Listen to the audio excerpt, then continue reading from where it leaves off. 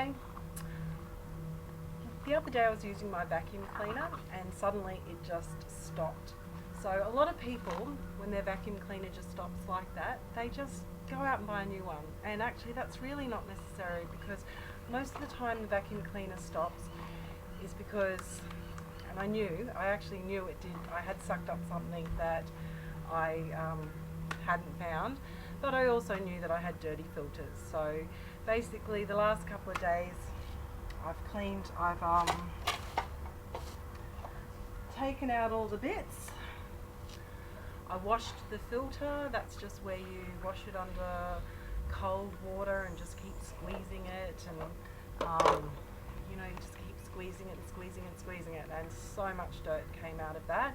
And then I've had this drying in the sun for a couple of days to make sure it's really dry.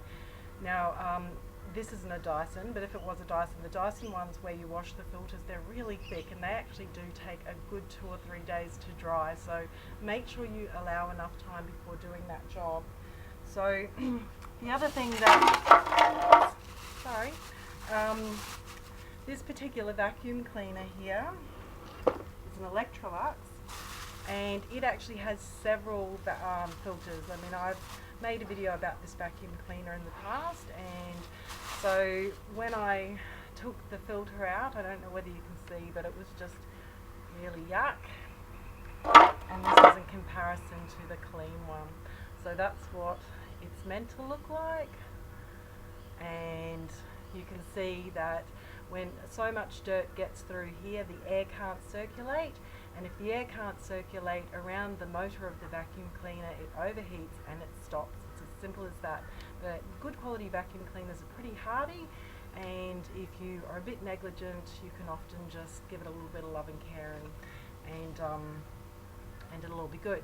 Now, keeping in mind, if you're a cleaner who uses a vacuum cleaner belonging to your client, it's up to you to make sure you know where all the filters are, and you need to also may need to discuss with your client who is cleaning the filters, if they're getting cleaned or washed.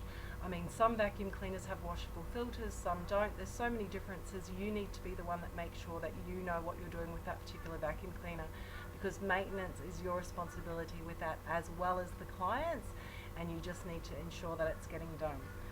So anyway, so this particular vacuum cleaner also has this other filter in here as well. I just gave that one a vacuum. I had another vacuum cleaner, so I sort of vacuumed that out. And I also vacuumed. You really want to make sure you're wearing gloves, because this is a really dirty job. But anyway, this filter sits in here. Close that up.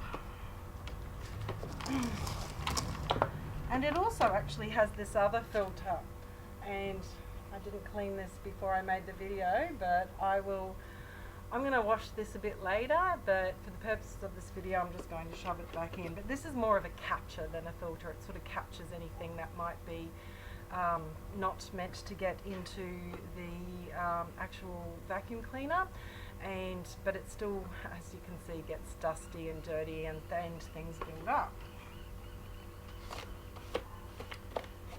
Anyway, this filter here goes inside this, and it even says on the instructions here, you know, every 3 months you're meant to wash it, and then it says leave it for 24 hours to dry. But yeah, you want to make sure it's properly dry, because the last thing you want to do is suck in water into your vacuum cleaner. Now that fits onto there, and then that clicks back. I just gave that a rinse and a clean. Now remember, what I always remind people is that for the canister vacuum cleaners, you never overfill them. You must empty them after every use. And here's the fill line here for this particular vacuum cleaner. But some of the fill lines might be way down there, and if you overfill them, then yet again the air can't circulate, and you're going to overheat it, and you're going to damage or burn out your vacuum cleaner. Now, okay, so if you're checking for a blockage, oh goodness me, okay. you have to actually start pulling the vacuum cleaner apart. Tap a few bits out, make sure nothing's stuck in there. And I can see through this, so there's nothing stuck in there. Occasionally I get the hose out and just give it a bit of a clean, but I haven't done it in a while actually. Now, I don't know whether you can see, but by squeezing these two, look, I found the source of the blockage already. It seems I have, oh my God, had a pencil in there, and there's something else in here that I'm going to just tip out and then sweep up. Okay. I actually wasn't expecting the blockage to be in here, and I'm going to, actually use this pencil to try and help me. So there's something else that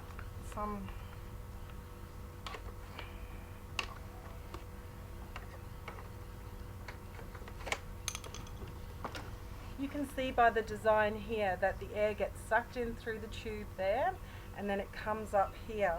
Now oftentimes things can get stuck, then it goes through that other filter at the top, then into the canister. And these things in this vacuum cleaner, it's a very dusty job. I'm going to have to wipe this vacuum cleaner. But with this vacuum cleaner I can take these bits out. Helps if I use my dominant hand. But I can actually take these tubes out, check that the blockage, because I can still see more of that blockage. And here's the rest of it here. So yeah, I definitely, multiple people use my vacuum cleaner, occasionally my kids as well, but the fact is that this is a very hard working vacuum cleaner, and you're going to occasionally have problems like this. And it's most definitely not means that you should throw your vacuum cleaner out. That is not the case. So, checking this one is all good, and there's no blockages down there. So let's have a look. Before I test it and see whether it works, I just want to say that you can actually take these off as well. Like sometimes you'll get a blockage in here, and you can see it's got these tiny wee little indents in here that if you squeeze it, it comes off. And so you can put water through that, or put something through that, to a bit of wire or something like that to clear that if there's a blockage in there. And then it's just a matter of simply clicking it all back on. You've got it the right way, of course.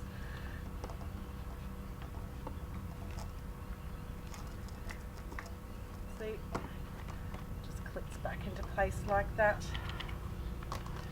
So, you know, the tube all comes off. You've got to learn how to pull vacuum cleaners apart. I know every vacuum cleaner is different, but basically they're all built on the same concept and they're all very similar.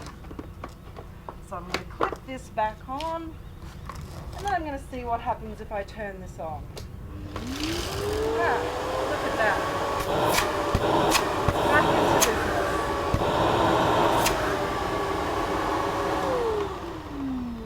And there was the rest of the blockage in there. So there you go. The vacuum cleaner has been resurrected, and it lives to keep sucking, hopefully for a while yet.